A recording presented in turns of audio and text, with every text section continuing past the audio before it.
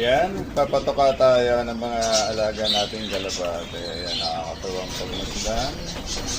At madami na itong alaga kong kalapate. Ayan, shoutout sa mga kalapatids natin dyan. Have a blessed morning po sa inyong lahat. Ayan, panglibang tayo, mag-alaga ng kalapate, pang wala ng stress. Ayan, ito ang aking pinagkakalibangan dito sa aming bahay. Mag-alaga ng mga kalapate. Ayan, dumami.